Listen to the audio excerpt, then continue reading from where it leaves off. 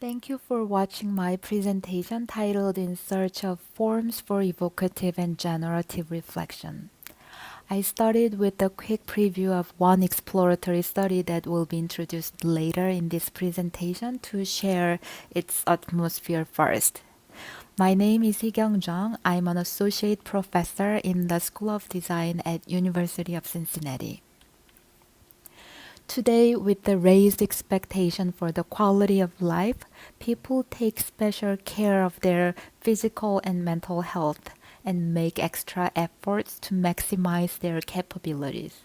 They push themselves to work harder and achieve more, and increasing opportunities and competition for self development sometimes become another source of distress.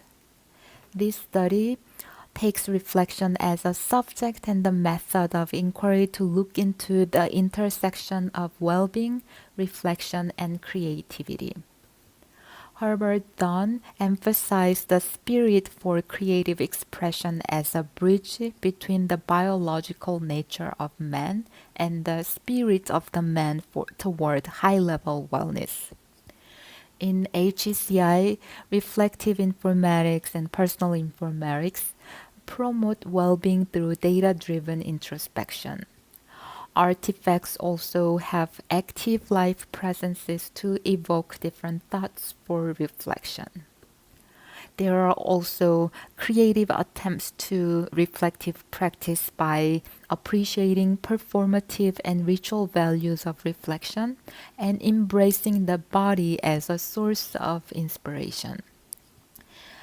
Nature also offers unique aesthetic qualities for physical and mental rejuvenation and creative inspiration. This study investigates the creative dimension of well being and reflection by viewing creativity as an energy to relate or fit things together in a new way and as the natural order of life.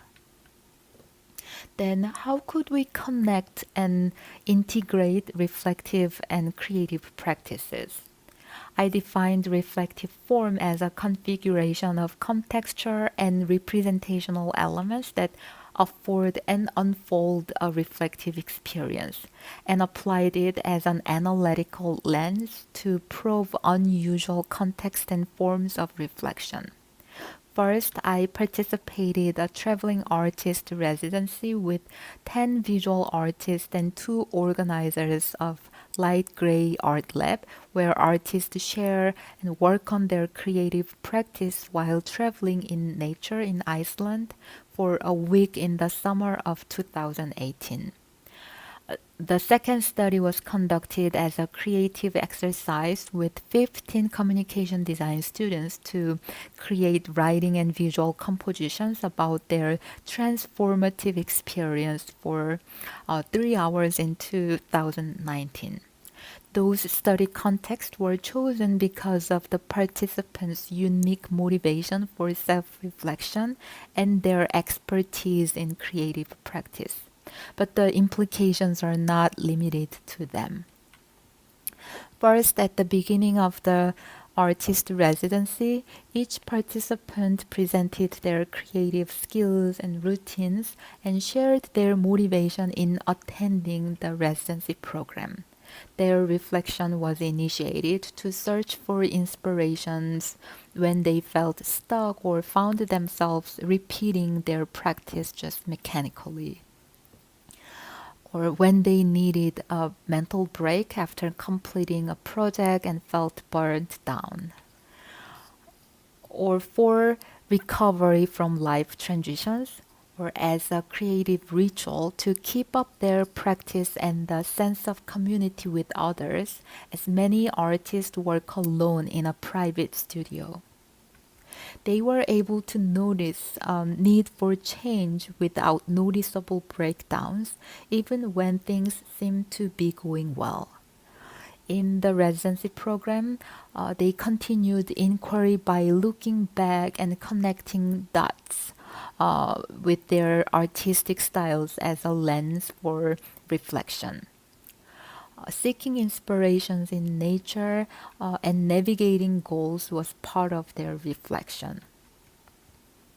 We also visited different natural spots to work on individual art projects.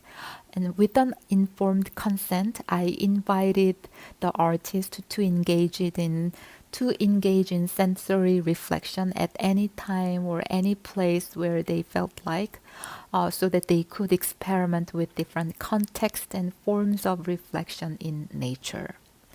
I introduced different sensitizing methods, including body scanning, forest bathing, and body mapping to engage bodily sensation and articulate their reflection.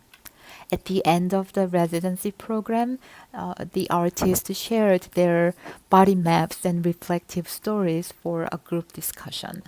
The collected body maps were analyzed to develop four sensory reflection themes according to how the body was engaged in the moment and represented in the map. The first theme is awakening moments. This theme directly reflects the guidance of body scanning by dividing body sections and noticing different senses felt from each part. One participant describes that it felt like it felt as if her ears extended to her feet when she stepped on the moss in the water, simultaneously listening to the loud waterfall falling from above. Other participants similarly appreciated unique felt sensations as a new bodily experience that evokes a shocking awareness of being present and alive with a surprising or playful sensory touch. The second theme is unbound presence and emotions. Many participants describe their sensory reflection as a process of descaling social and cultural layers present in between their inner presence and the world. Some extended their thought to natural scenes metaphorically. For example, one participant related his mind to a country cottage overgrown with grass, saying, "That's me, so much in my mind, but there's some calm and clarity." The next theme is mind examination and sensitization by detailing all the felt senses meticulously, amplifying usually ignorable ones, and navigating random thoughts evoked from them. One participant scanned through different body parts while learning, noticed some pain in his knees from a previous surgery, and somehow that made him think of other memories and miss his wife. As such reflections continued, an overflow of thought made some participants emotionally sensitive and even cry, and it became contagious within the group. However, that was not uncommon or perceived negatively in this kind of retreat, and crying was considered cathartic to a certain degree. The last theme is projecting life trajectory by drawing a chain of thoughts and memories triggered by sensory experience as a mind map, not really a body map. Some participants made a resolution or statement as an outcome of their reflection. The four sensory reflection themes illustrate how one's mind was awakened, unbound, and extended to the environment through immersive sensation. The unusually rich and mesmerizing sensory qualities from nature trigger the participants to notice their tacit memories, thoughts, fears, and hopes surfacing from their sensation. They appreciated the moment of pausing, feeling holistically, and engaging separate sensations slowly. The body map was an effective mean to externalize their reflection, but not preferred for creative expression. They naturally integrated the sense of awareness and inspirations from self reflection into their creative styles and artworks. Shifting the focus From context to representation, the second study explored various reflective compositions with a different group of participants. They were asked to write a short essay about the best change in their life and create 3 visual compositions from the written reflection. The written reflections cover different kind of changes in their mindset, social attitudes, health and self-care regimes or lifestyles. Those changes were initiated when things are not going well, or they felt not healthy physically or mentally, or when they were exposed to different lifestyles or contexts. Overall, emotional crisis, the unclear but pressing feelings was frequently mentioned as an associated problem. Facing hard feelings, being honest to oneself, and staying authentic seem to be a life challenge today.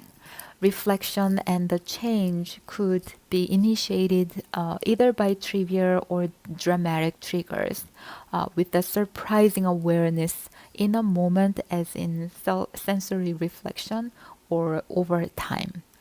Being aware of and coping with mixed emotions was a challenge but key to make positive changes in mundane or rough situations. The 15 written reflections were recreated into 45 visual representations in various genres of styles of expression, uh, like drawing, photography, typographic compositions, timeline, table, diagram, and maps. Not only the specific stories from each composition, the participants discussed some qualities that they considered in selecting a certain genre or style of their visual expression.